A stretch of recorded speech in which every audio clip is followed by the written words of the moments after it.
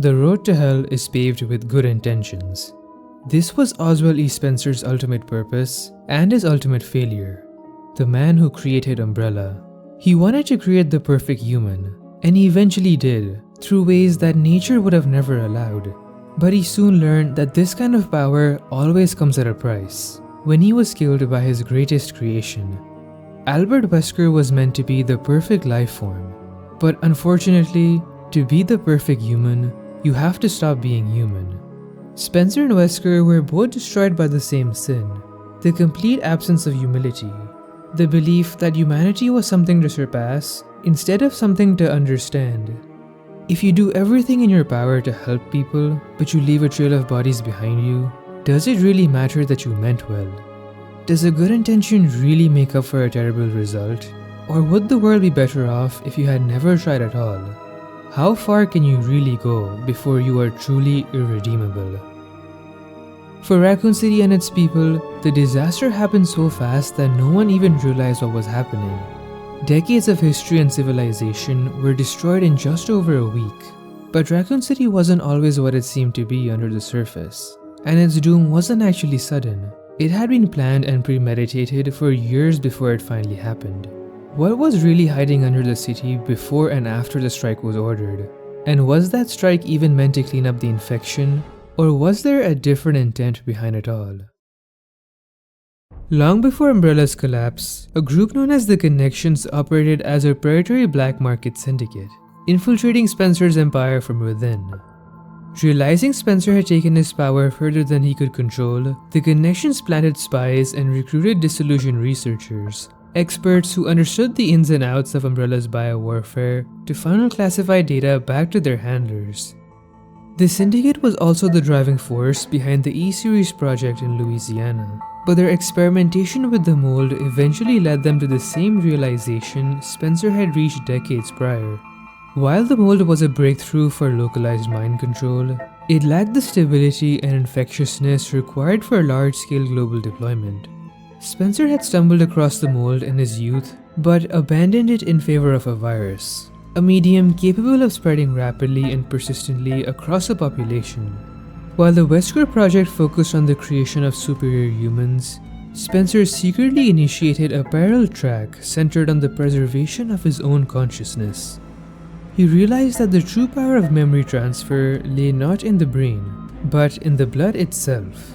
Based on observations that the progenitor virus could encode genetic and neural data within the host circulatory system, Spencer used a mutated version of the T-virus to copy the patterns of a person's brain and store them directly inside the structure of their blood. Since the T-virus allowed researchers to mutate and manipulate the properties of blood with surgical precision, it became the perfect medium for transferring his essence.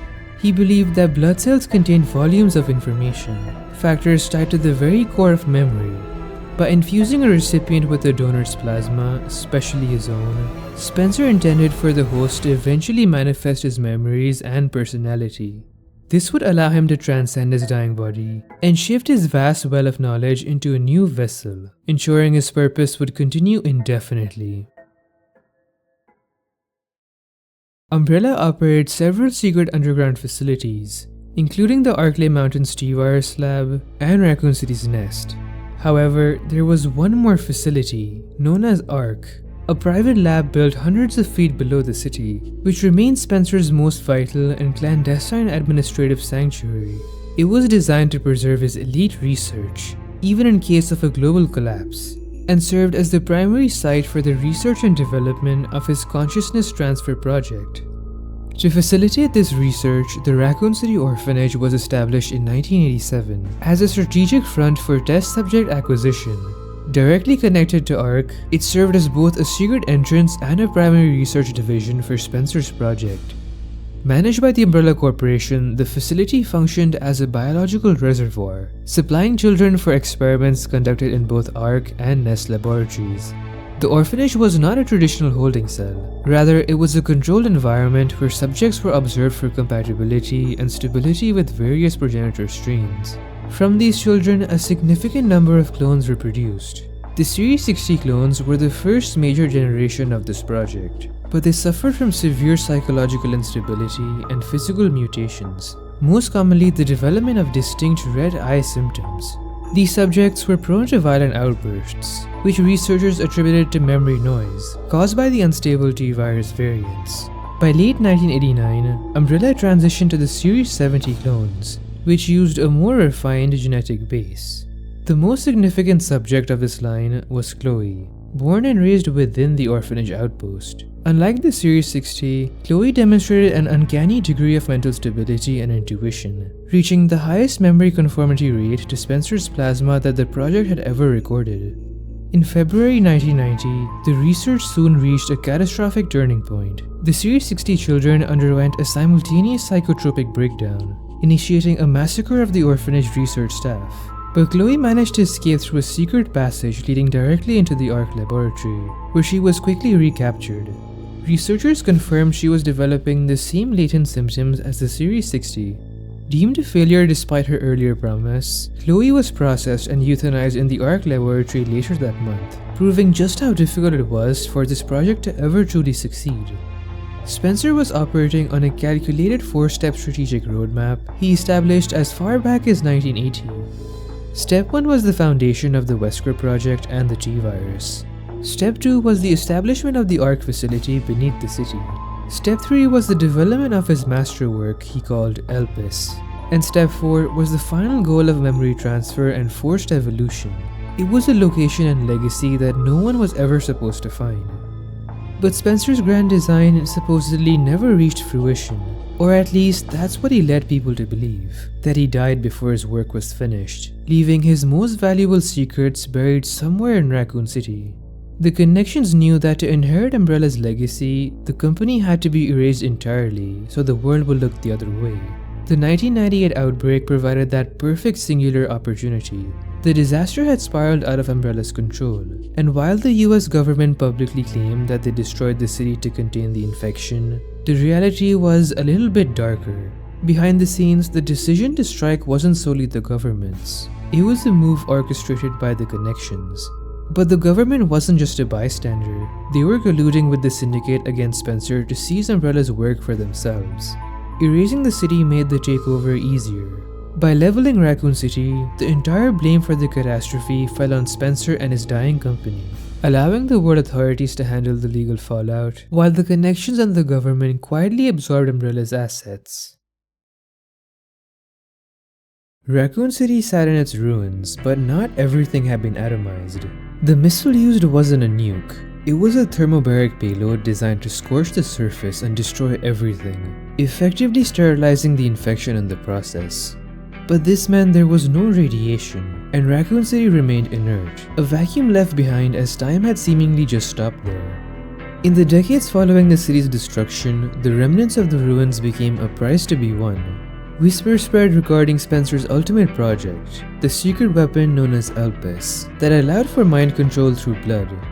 Organizations from across the world descended upon Raccoon City in search of it, but their efforts were in vain. Only the Connections and the US government came close, securing the site to ensure that no one else could lay claim to what they had found.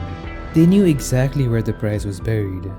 While Umbrella's better-known facilities like the Arclay Lab and Nest were long gone, ARC still remained hidden.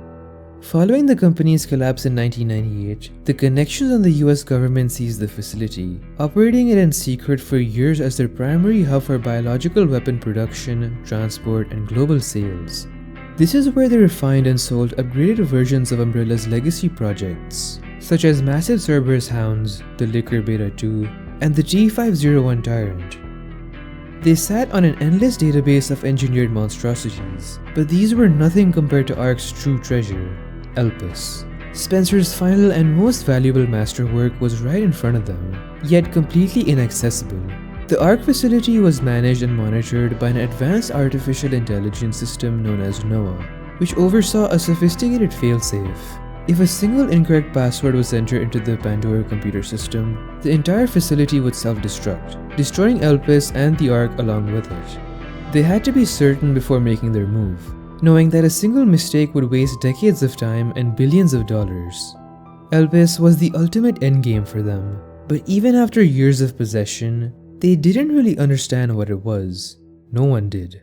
The research Spencer left behind was incomplete. Just before Umbrella went down, the Connections partnered with Victor Gideon, a fanatical researcher obsessed with continuing Spencer's work.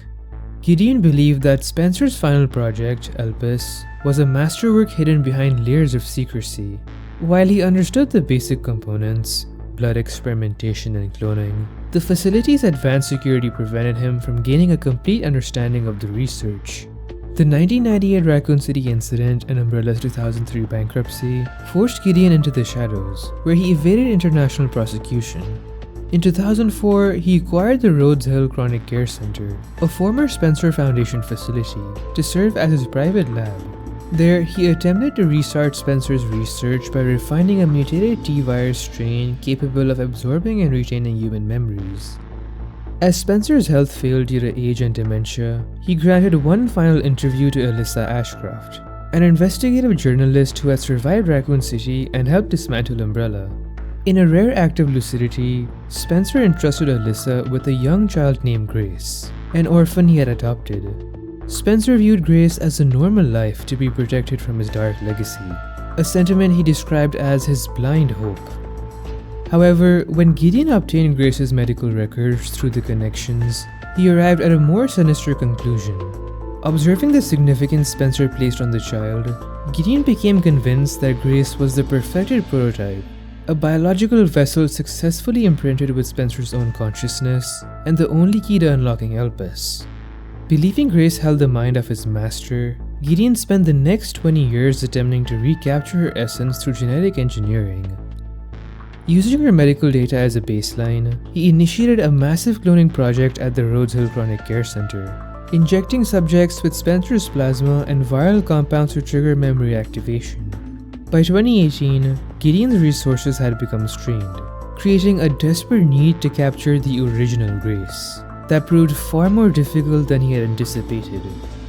Grace had never known a normal life. Alyssa, perpetually suspicious and fearful for their safety, moved them from town to town to evade potential threats. This constant flight prevented Grace from forming friendships or gaining social confidence, leaving her with a nervous and introverted personality. However, her social struggles were the least of her problems. Gideon eventually tracked them down to the Renwood Hotel and dispatched an infected assassin to eliminate Alyssa and secure Grace. Although Alyssa realized the danger and tried to lead her daughter to safety, the assassin successfully managed to kill her. The attack sparked a massive fire within the hotel, and in the resulting chaos, a teenage Grace managed to escape. Deeply traumatized by the loss of her mother, Grace retreated into seclusion, left with mental scars that would haunt her for the foreseeable future. 28 years had passed since the outbreak, and a lot had changed. Many who survived Raccoon City had moved on to new chapters in their lives. Leon had seen enough for several lifetimes. On the surface, he was now a seasoned veteran of biowarfare, traveling the globe to fight BOWs, neutralize biological threats, and save the world countless times while working for the government and the DSO. Sherry, who had survived Raccoon City as a child and was saved by Leon, had also seen her share of field duty in the new world of bioterrorism. She had eventually transitioned into a role as an intelligence analyst for the DSO. But the survivors of Raccoon City, including these two, weren't free of Umbrella's curse yet. Even though they were far from the outbreak epicenter and the T-virus, they had forgotten to check for the virus in the one place closest to them, their own bodies. The survivors had always been carrying traces of the T-virus. Although it was dormant, it remained inside them, slowly adapting to their immune systems and antibodies, waiting for the right moment to reactivate and bring the nightmare back. They weren't entirely sure, but they had a hunch, and what they did know was that their time was now running out. Before they could succumb, signs of their suspicion began to emerge. Renwood was near the ruins of Raccoon City, a neighbor just as old as Raccoon City itself, if not older, the same place where Grace lost her mother. It was a sister city connected directly to Elbridge, another urban hub situated just to the south. Recently, reports had emerged of people dying in bizarre, unexpected ways, but investigations eventually uncovered one common factor. Every victim was a survivor of the 1998 Raccoon City outbreak. They had all died to Raccoon City syndrome, a condition triggered when the T-virus dormant within them reactivated, destroying their bodies from the inside out in multiple slow and painful stages. The remains displayed the exact same physical symptoms that Leon and Sherry were now beginning to exhibit. If the world believed the Chi virus was gone, but it had never truly been eradicated, the threat was far from over. If the virus were to return in full force and spread uncontrollably, it would be impossible to contain. It would then persistently spread across the entire world with no cure or antivirus that would be 100% certain of its complete neutralization. Several bodies of the victims who died from Raccoon City syndrome were found at the Renwood Hotel, the same hotel Grace had a traumatic past with. However, they weren't there by coincidence. They were orchestrated by Gideon himself. He had been stalking Grace and knew that she was now alone and working for the FBI. So he planted the bodies knowing she would come to investigate specifically because of her history there. His plan worked. Gideon lured her in and abducted her.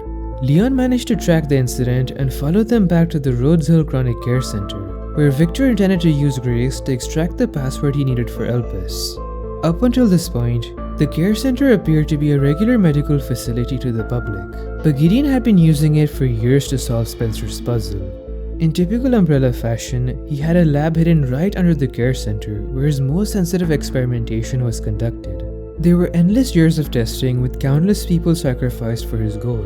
He used both ordinary people and those showing symptoms of Raccoon City syndrome as his most valuable test subjects. The closest Gideon ever got to success was through two prominent subjects in the facility's archives, Emily, Subject 171, and Murray, Subject 170, whom he created by restarting Umbrella's defunct research into the 70 series cloning line. While he believed these were genetic replicas of Grace, he was actually mistakenly just replicating the 1990 Chloe template. Emily was a young clone whose ocular nerves were destroyed during viral testing, leaving her blind but still lucid. Marie, however, underwent a catastrophic cellular rejection, transforming her into a feral hyper-regenerative creature who managed to escape her cell and now haunted the care center's basement. Once Gideon realized Leon had followed him there, and that he was now under investigation by the DSO, he needed to escape, so he triggered a massive outbreak inside the care center to delay Leon from stopping him. Leon and Grace saw firsthand the horrors occurring there. It wasn't just Marie that had to escape, as the entire facility had become a death sentence. People were either turning into zombies or mutating into strange anomalies due to the mutated T-virus strain Gideon was using. Now that Gideon had Grace's blood, he had no further use for his facility and labs, so he initiated a self-destruct sequence. As Grace tried to escape, she took Emily with her, but before they were in the clear, the same failure that happened to Marie and all the previous clones occurred. Emily started to malfunction and mutated into a monster right before Leon found them and was forced to put her down. Grace felt she had failed to save Emily and didn't want to continue with Leon. She was a desk worker and was not used to this level of violence and loss. Leon knew this feeling all too well, but as she separated from him, she was ambushed by Gideon and his partner Zeno, one of the more influential agents of the Connections. They took her to Raccoon City, specifically the Orphanage, where the only known entrance to Ark remained, so she could finally be used to unlock Elpis. Leon now had to follow Grace back to Raccoon City, and for him, that was the point where his life broke into two different halves. Before that night, he was just a 21-year-old rookie cop, someone who signed up to serve and protect.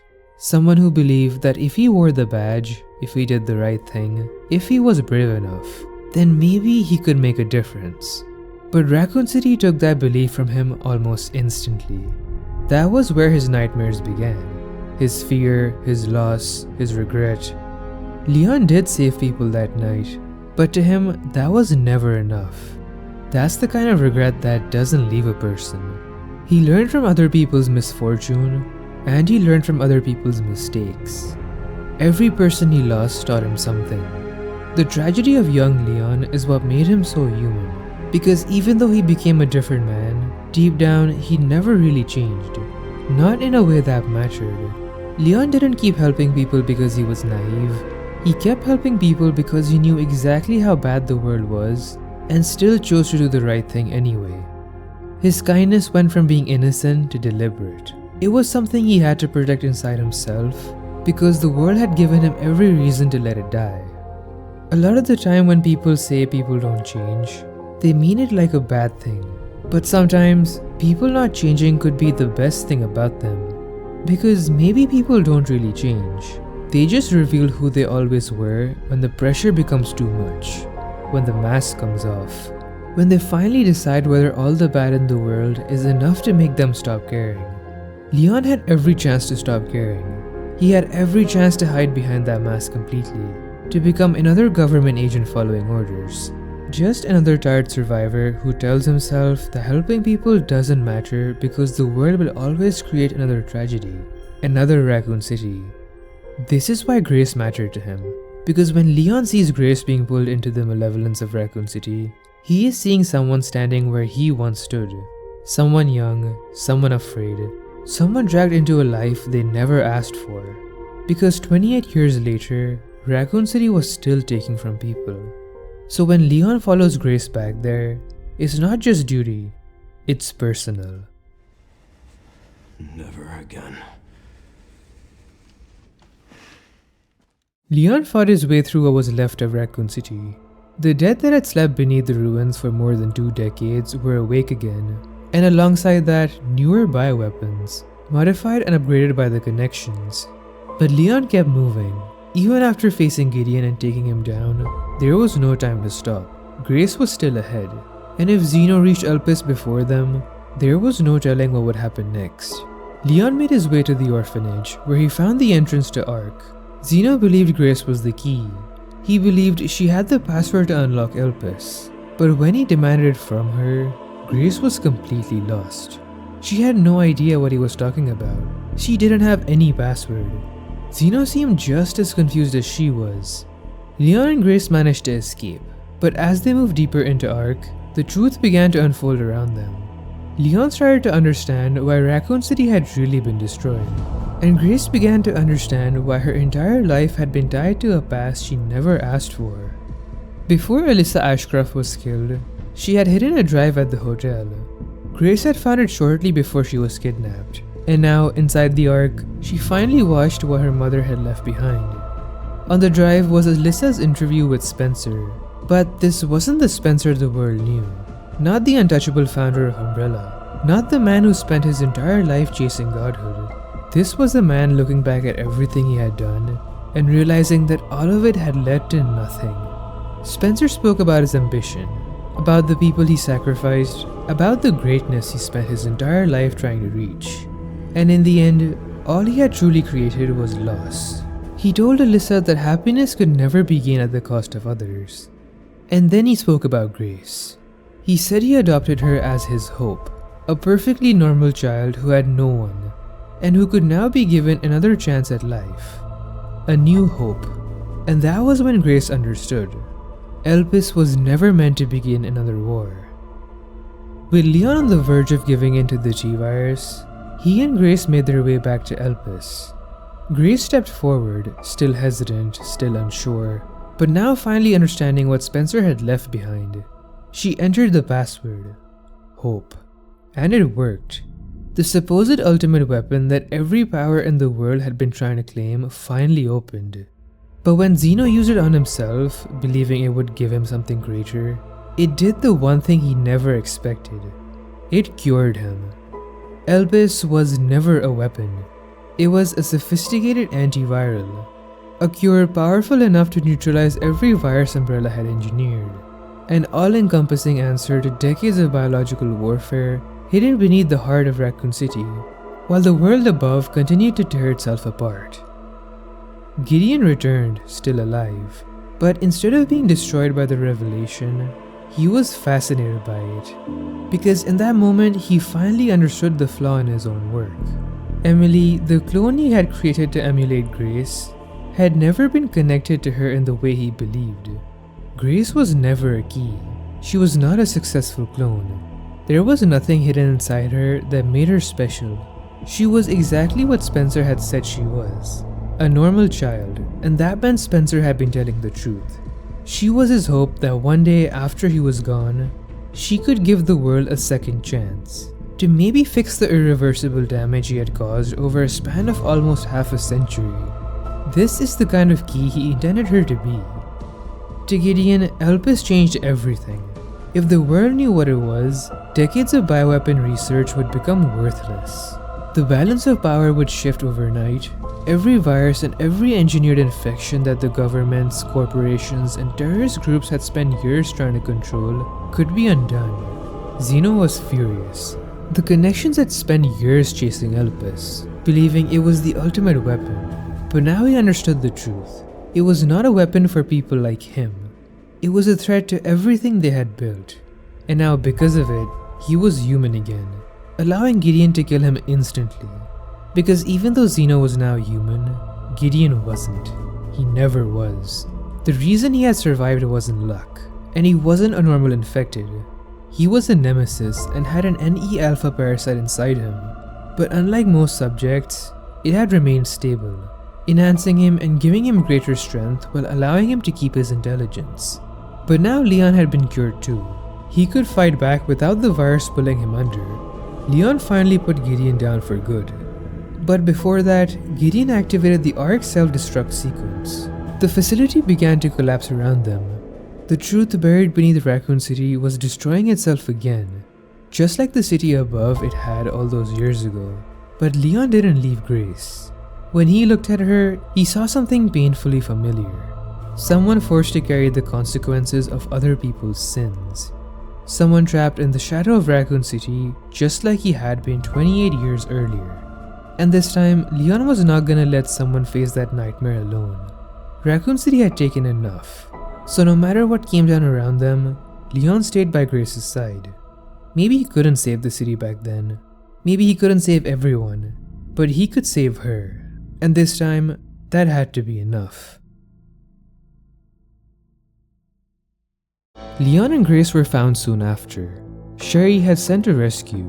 The BSA came for them, but more importantly, it was Chris Redfield's own team, the Hound Wolf Squad.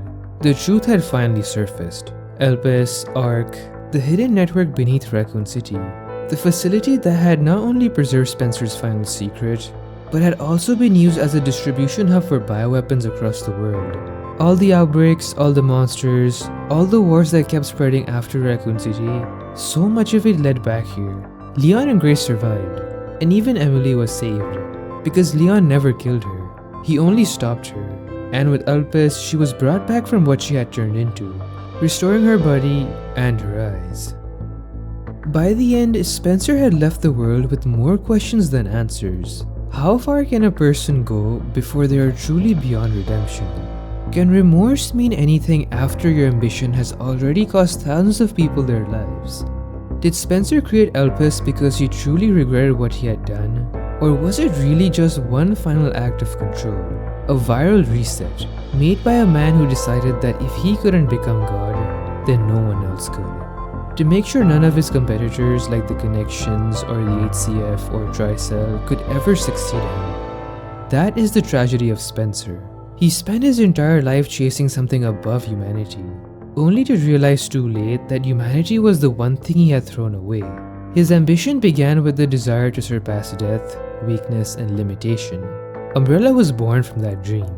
And yet, at the very end of his life, Spencer seemed to come back to the same truth he had spent decades running from. That life only matters when it is protected. That happiness cannot be built on the suffering of others. That power without compassion only creates ruin. Elpis became the strangest part of his legacy. It wasn't a symbol of Spencer's greatness, but the proof of his failure. Elpis was not forgiveness. It was not redemption. It was the confession of a dying man who finally understood the cost of his own dream. And that is where Spencer and Leon become two opposites of the same story. Spencer looked at human weakness and saw something to overcome. Leon looked at human suffering and saw something to protect. Humanity was never something to escape. It was the only thing worth saving.